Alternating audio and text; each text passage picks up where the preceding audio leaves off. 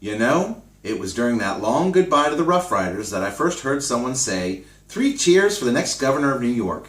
And just 4 days later, on September 17th, I decided to publicly announce that if nominated, I would agree to run for governor. And wouldn't you know, I was nominated and within 2 months elected the governor of New York.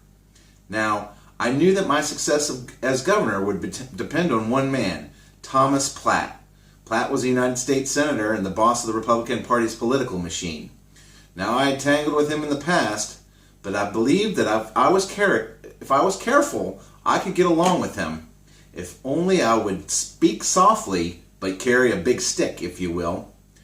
I remember January 2nd, 1889, like it was yesterday, with the freezing temperatures during the parade in Albany. But do you know more people filled those streets than ever before, and the members of both houses singing that cheer that I had garnered in college?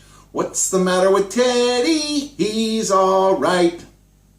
Well, I was still a reformer, and the first thing I did in this new position was to get rid of the uniformed honor guard that was supposed to accompany me, as he had done with previous governors.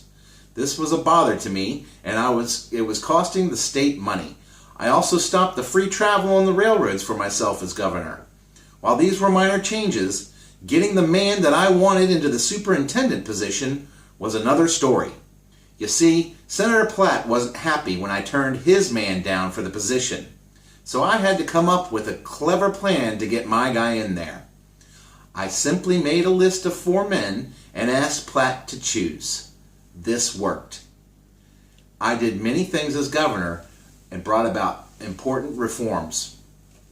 I made sure working conditions for workers were improved, as well as putting restraints on large corporations that I felt were profiting at the expense of the people. This was when I ran into trouble with Senator Platt again.